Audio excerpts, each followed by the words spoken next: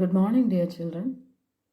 In the last class, I have told you that we have some more points to be discussed in this lesson.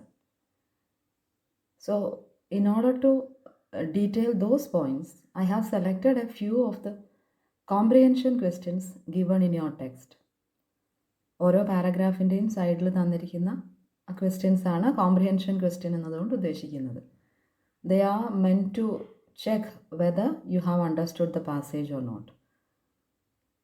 അത് വായിച്ച് മനസ്സിലാക്കി പോകാനുള്ളതേ ഉള്ളൂ. അതിൽ നമുക്ക് വേണ്ട ചില പോയിൻറ്റ്സ് ഉള്ളതുകൊണ്ട് മാത്രം അതിൽ ചിലത് മാത്രം, ബാക്കിയുള്ളവ നിങ്ങൾ തന്നെ വായിച്ച് മനസ്സിലാക്കിയാൽ മതി, ആൻസർ കണ്ടുപിടിച്ചിരുന്നാൽ മതി. Okay, and the first question comes in the page number 10. The first question in that page, and the question goes like this: why was the young seagull afraid to fly? Before going into the discussion, I hope you do remember the whole story. Our young little seagull who was afraid to make his first flight, and how his parents motivated him and made him fly. Okay, now to the question: why was he afraid to make his attempt? And when we deal with the comprehension question, in order to find out the answer, we have to read that paragraph where the question is given. ആ question നേരെയുള്ള അല്ലെങ്കിൽ question ഏത് പാരഗ്രാഫിന് വശത്താണ് സൈഡിലാണോ തന്നിരിക്കുന്നത് അതിലായിരിക്കും ഇതിൻ്റെ ഉത്തരം ഉണ്ടാവുക. So in the first paragraph it self we can find out the answer. And the answer is, as you know, he felt that, or we may say he thought that if he tried to, or if he attempts to fly, his wings would not support him and he would fall down into the deep sea. അവൻ്റെ മനസ്സിലുണ്ടായിരുന്ന ഉറച്ച വിശ്വാസം, തോന്നൽ എന്ന വാക്ക് പോരാ, എൻ്റെ ചിറകുകൾക്ക് എന്നെ താങ്ങാൻ കഴിവില്ല, അതുകൊണ്ട് തന്നെ ഞാൻ പറക്കാൻ ശ്രമിച്ചാൽ ഞാൻ താഴെ കടലിൽ വീണ് മരിച്ചു പോകും.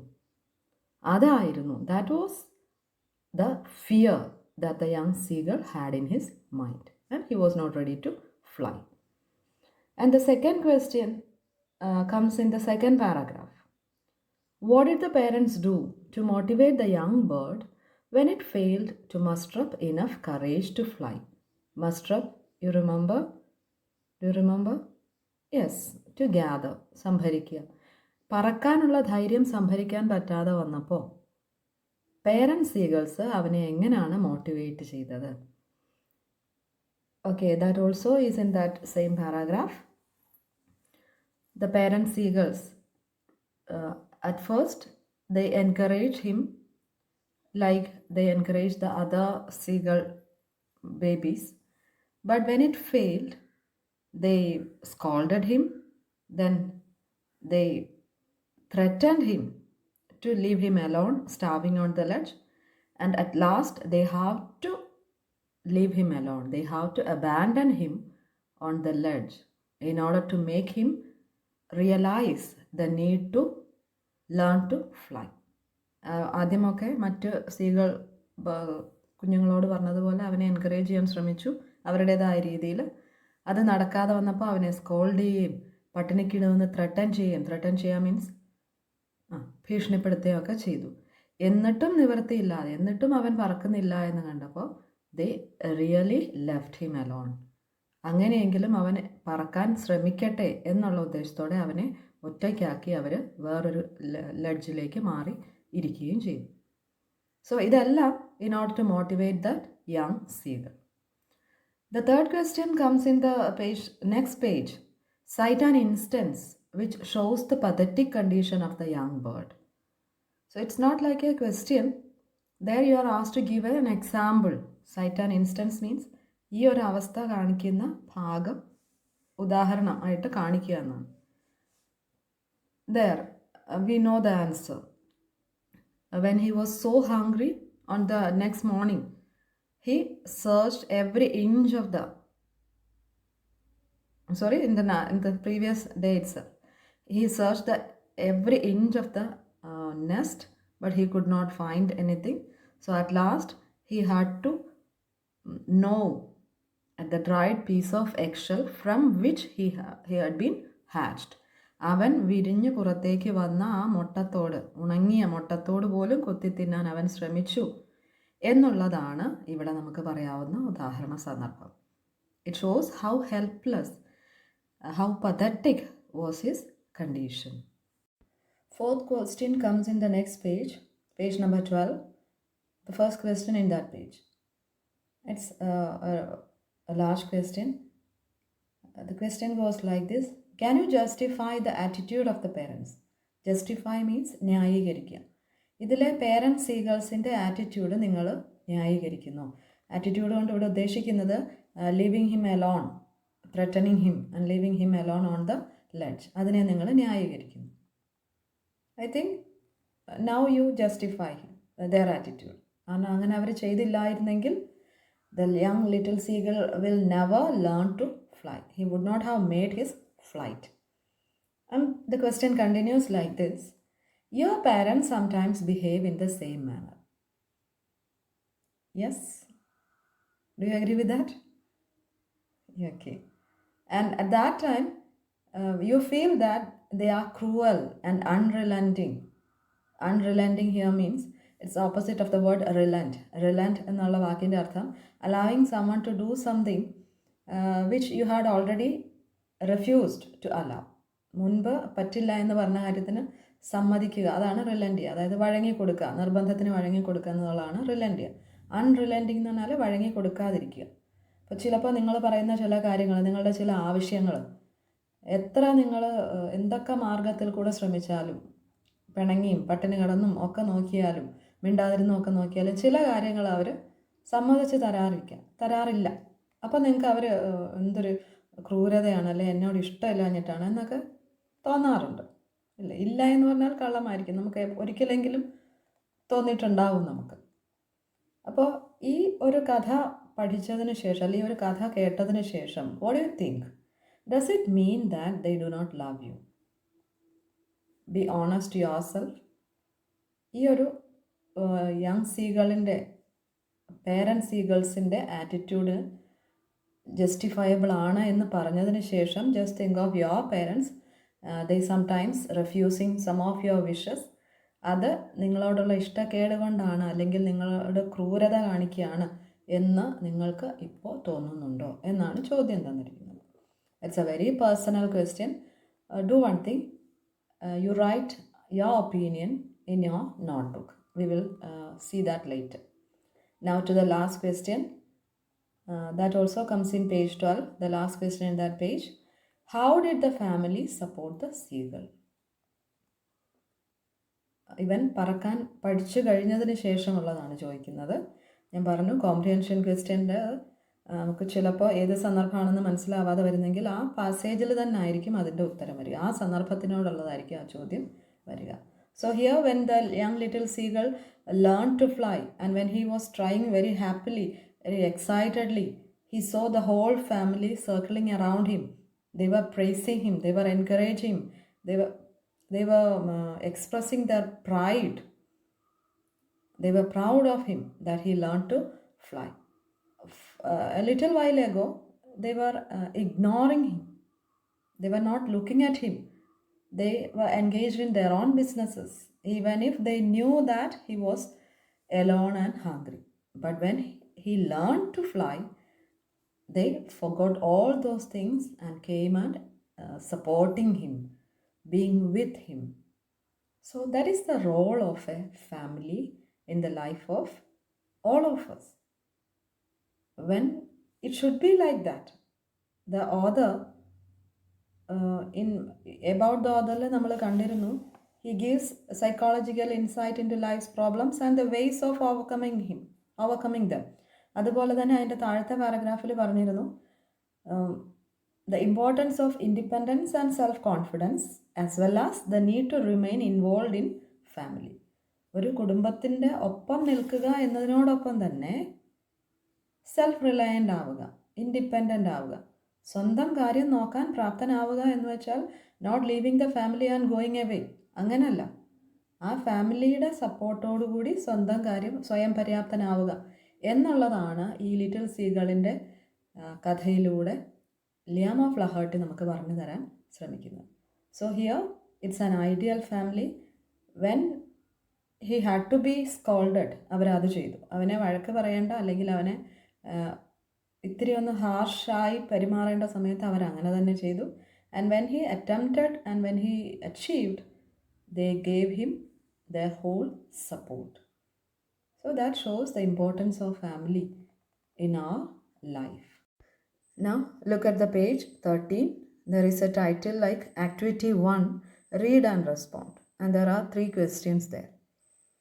ഇതിനു മുമ്പ് നമ്മൾ കണ്ട കോംപ്രിഹെൻഷൻ ക്വസ്റ്റ്യൻസ് ആ ഓരോ പാസേജും നമുക്ക് മനസ്സിലായോ എന്നറിയാനുള്ളതായിരുന്നെങ്കിൽ ഇങ്ങനെയുള്ള ഇത്തരം ക്വസ്റ്റ്യൻസ്, ഇപ്പോൾ തന്നിരിക്കുന്ന തരം ക്വസ്റ്റ്യൻസ് ദ ഹോൾ ടെക്സ്റ്റ് വായിച്ചതിന് ശേഷം അത് നമുക്ക് മനസ്സിലായോ, like a review of the text, അങ്ങനെയുള്ളതാണ്. So the first question is what is the theme of the story. Theme എന്നതുകൊണ്ട് ഉദ്ദേശിക്കുന്നത് കഥയിൽ പ്രതിപാദിക്കപ്പെട്ടിരിക്കുന്ന പ്രമേയം, ആശയം, the main idea being discussed, അതാണ് തീം എന്നതുകൊണ്ട് ഉദ്ദേശിക്കുന്നത്. എബൌട്ട് ദ ഓഥർ എന്നുള്ള ആ ഒരു കോളത്തിൽ നമ്മൾ കണ്ടിരുന്നു ഇദ്ദേഹത്തിൻ്റെ കഥകൾ they are psychological insight into human lives, the problems that they may face in their lives. And here also, through the story of the young seagull, he is opening up certain secret fears or certain difficult situations that we may have in our life. അങ്ങനെയുള്ള critical സിറ്റുവേഷൻസിനെ, അങ്ങനെയുള്ള സന്ദർഭങ്ങളെ എങ്ങനെ മറികടക്കാം, എങ്ങനെ overcome ചെയ്യാം, എങ്ങനെ face ചെയ്യാം, എന്ത് ചെയ്താലാണ് നമുക്കതിനെ മറികടക്കാൻ സാധിക്കുക, ഇതൊക്കെയാണ് ഈ ഒരു യങ് സീകളുടെ കഥയിലൂടെ നമ്മളിലേക്ക് എത്തിക്കാൻ ഇദ്ദേഹം ശ്രമിച്ചിരിക്കുന്നത്.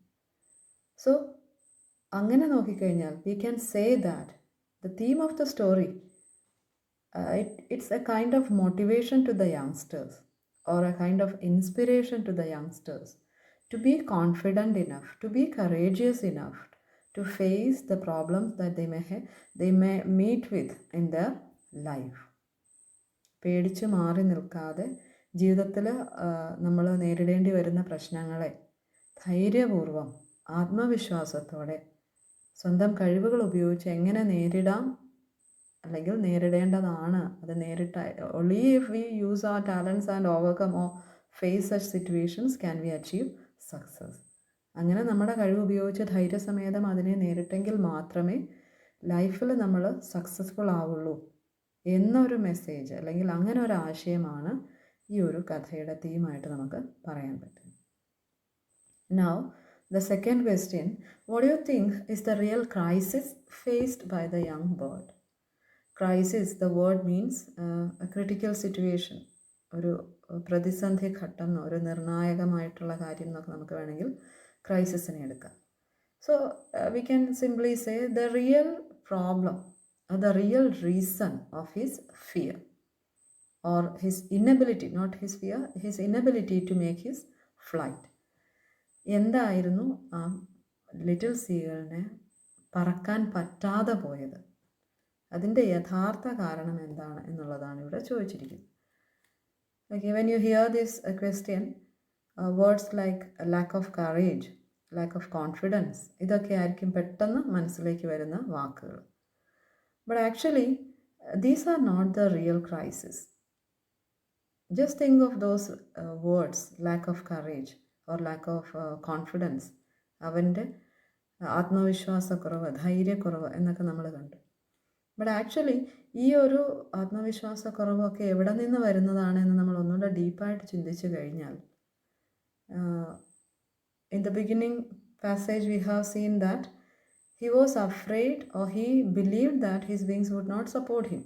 So if he tried to fly, he would fall down into the deep sea. എന്താ അവിടെ പറയുന്നത്? അവൻ്റെ മനസ്സിലെ വിശ്വാസം അവൻ്റെ ചിറകുകൾക്ക് പറക്കാനുള്ള കഴിവില്ല എന്നുള്ളത്. But we know that as a bird his wings could take him up in the sky.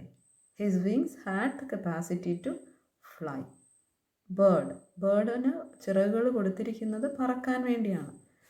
So if he can fly in the sky, but the young little seagull is not realizing that fact. And that is the real crisis that he faced. അവൻ്റെ കഴിവിനെ തിരിച്ചറിയാൻ പറ്റിയില്ല എന്നുള്ളതാണ് അവൻ്റെ ജീവിതത്തിലെ ആ crisis എന്നുള്ളത്. കാരണം അതെന്തുകൊണ്ടാണ് നമുക്ക് അത്ര ഉറപ്പിച്ച് പറയാൻ പറ്റുന്നതെന്ന് വെച്ചാൽ, ലുക്ക് അറ്റ് പേജ് നമ്പർ 12.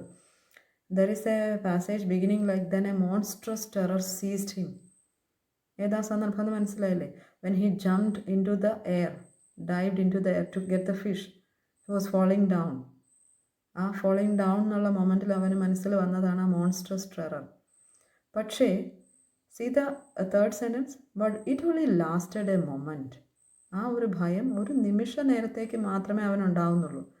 കാരണം the next moment he is feeling his wings being spread out and the wind rushing against his breast feathers.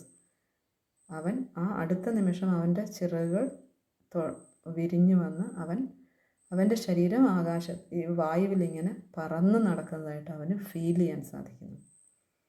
ആ ഒരു റിയലൈസേഷൻ ഉണ്ടായ നിമിഷം തന്നെ അടുത്ത പാരഗ്രാഫിൻ്റെ തുടക്കം നോക്കൂ. He uttered a joyous scream and flapped them again.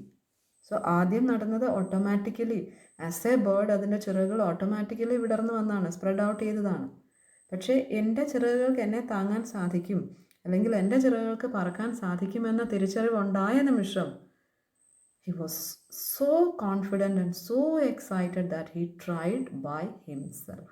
അവൻ തന്നെത്താനെ പറക്കാൻ ശ്രമിച്ചു. So the real crisis was that he didn't realize his abilities. And it is the same with many of us. നമ്മൾ ഓരോരുത്തരെയുമാണ് ഈ യങ് സീകൾ റെപ്രസെൻ്റ് ചെയ്യുന്നത്. If you have copied down the notes, ഈ ഒരു sentence നിങ്ങൾ അതിലും കണ്ടിട്ടുണ്ട്. നമ്മൾക്ക് ഓരോരുത്തർക്കുമുള്ള ചില കഴിവുകൾ നമ്മൾ വേണ്ടത്ര മനസ്സിലാക്കാതെ, തിരിച്ചറിയാതെ, അതിനെ വേണ്ടത്ര ഉപയോഗപ്പെടുത്താതെ വേസ്റ്റ് ചെയ്ത് കളയാണ്. If we could have realised and used them properly, we could have achieved heights of glory. വളരെ വളരെ ഉയരത്തിലെത്താൻ നമ്മളെ കൊണ്ട് സാധിച്ചേനെ. സോ അതാണ് നമ്മൾ ഓരോരുത്തരും നേരിടുന്ന, അല്ലെങ്കിൽ നമ്മളിൽ പലരും നേരിടുന്ന യഥാർത്ഥത്തിലുള്ള ക്രൈസിസ് എന്നുള്ളത്. Now to the third question. What is your impression of the reaction of the parents in the story? ഇതുപോലെ തന്നെ ഒരു ക്വസ്റ്റ്യൻ നമ്മൾ കോംപ്രിഹെൻഷൻ ക്വസ്റ്റ്യനിലും കണ്ടിരുന്നു, അവരുടെ ആറ്റിറ്റ്യൂഡിനെ കുറിച്ച്. അത് കുറച്ചുകൂടെ ഒന്ന് ഇലാബറേറ്റ് ചെയ്യാന്നുള്ളതേ ഉള്ളൂ. ഇവിടെ not only about the reaction of the parents at the end of the story supporting him, അത് മാത്രം പോരാ. In the beginning when he was reluctant to fly, they are trying to encourage him. When it fails, they scold him, then threatens to leave him alone in the ledge. ആ ഒരു ത്രെറ്റനിങ്ങിനോട് അവർ stick on ചെയ്ത് നിൽക്കുന്നുണ്ട്. അവൻ പറക്കുന്നില്ല എന്ന് കണ്ടപ്പോൾ they left him and abandoned him. They went to another ledge. അത് okay, അവൻ്റെ ആ റിലക്റ്റൻസിനോടുള്ള അവരുടെ റെസ്പോൺസസ് ആണ്, അല്ലെ റിയാക്ഷൻസ് ആണ്. ആ ലിറ്റിൽ സീകൾ പറക്കാൻ പറഞ്ഞിട്ടും പറക്കുന്നില്ല എന്ന് വന്നപ്പോൾ ആ രീതിയിൽ വേണം അവർ പ്രതികരിക്കാൻ. ആസ് പേരൻസ് ത്രെറ്റൻ ചെയ്തിട്ട് വീണ്ടും ഭക്ഷണം കൊണ്ട് കൊടുത്തിരുന്നെങ്കിലും he would not have flied. അപ്പോൾ he would not have flown, എങ്ങനെയാണോ ഒരു ഐഡിയൽ പേരൻ്റ് റിയാക്ട് ചെയ്യേണ്ടത്, സ്വന്തം കുട്ടികളുടെ ബിഹേവിയറിനോട്, ആറ്റിറ്റ്യൂഡിനോട് എങ്ങനെയാണോ റിയാക്ട് ചെയ്യേണ്ടത്, ആ രീതിയിലാണ് ഇവിടെ ഈ യങ് സീകളുടെ പേരൻറ് ബേർഡ്സ് റിയാക്ട് ചെയ്യുന്നത്. Then another instance that we can cite is when he was playing that trick that he went to the edge of the ledge and pretended to be falling asleep. There they were not regarding him, they were ignoring him. They are involved in their own businesses. ആ അല്ലെങ്കിൽ ഉറക്കം തൂങ്ങി വീഴാൻ പോകുന്നു എന്ന് ഭാവിക്കുമ്പോഴും അവർ ശ്രദ്ധിക്കുന്നില്ല. കാരണം അവിടെയും അവർ ബോൾഡായിട്ട് നിന്നില്ല എങ്കിൽ, അല്ലെ അവൻ്റെ ആ ട്രിക്കിൽ ഈൽഡ് ചെയ്ത് കൊടുത്താൽ അവൻ പറക്കില്ല എന്നറിയാവുന്നത് കൊണ്ട് തന്നെ അവർ ignoring him. Only the mother is looking at him and he got an idea. She got an idea. She realises that he is so hungry. അപ്പോൾ ആ ഹങ്കർ എന്നുള്ള അവൻ്റെ വിശപ്പ് എന്നുള്ള ആ വീക്ക് പോയിന്റിനെയാണ് ഷീ യൂട്ടിലൈസസ്. എന്താ ചെയ്യുന്ന അവിടെ? He picks up that piece of fish and she flies towards the bird. അപ്പോൾ ആ വിശപ്പിലൂടെ അവനെ പറക്കാൻ, അതിനെ ഉപയോഗിച്ച് തന്നെ, എന്താണോ അവൻ്റെ ഇപ്പോഴത്തെ വീക്ക് പോയിന്റ് അത് ഉപയോഗിച്ച് തന്നെ അവനെ പറക്കാൻ പഠിപ്പിക്കുക, ശ്രമിക്കുക എന്നുള്ളതാണ് അമ്മ ചെയ്തത്. And then when he makes his first flight, when he flies successfully, see the reaction of the family. The whole family, not only the parents, the whole family is encouraging and supporting him. They were so happy about him. They were so proud of him. And so they were circling him with the proud cackles. And at the end of the story, we see that the whole family floating on the sea water. Our little seagull is so excited, but at the same time he is tired because he was hungry. And the family knew that he was hungry for a long time, and that is why we have seen their beaks were offering him scraps of dogfish. They don't forget about his hunger. They are offering him food. So ഓരോ സന്ദർഭത്തിലും അവരെങ്ങനെ react ചെയ്യണമോ അതേ രീതിയിൽ തന്നെയാണ് ഇവിടെ young സീകളുടെ parents react ചെയ്യുന്നത്. So we can call dum ideal parents. What you have to do now is find out the answer for the other comprehension questions. And on page number 14 there are a few more questions. ഒരെണ്ണം ഒരു language പ്രാക്ടീസാണ്, വേർഡ്സും ഫ്രേസസും കണ്ടുപിടിക്കുക എന്നുള്ളത്. അത് തന്നെ ചെയ്യുക. Then message എന്നുള്ളത് നമ്മൾ ആ തീമിൻ്റെ കുറച്ച് ഇലാബറേറ്റ് ആയിട്ട് നിങ്ങൾക്ക് തന്നിരിക്കുന്ന നോട്ട്സിലുണ്ട്. റിവ്യൂ എന്നുള്ളത് നോട്ട്സ് തന്നെ, അത് രണ്ടും നിങ്ങൾ ചെയ്യേണ്ട. Activity 3 is a tree diagram that you have to fill in. നമ്മൾ ആദ്യ യൂണിറ്റിൻ്റെ തുടക്കത്തിൽ ഗ്രേറ്റ്നെസ്സിന് വേണ്ട ക്വാളിറ്റീസ് ഫില്ലപ്പ് ചെയ്തതുപോലെ ഇവിടെ ബോക്സസ് ഫില്ലപ്പ് ചെയ്തോളാം. So with this we are finishing off our first lesson. And the next lesson will be taken in the next class. Thank you.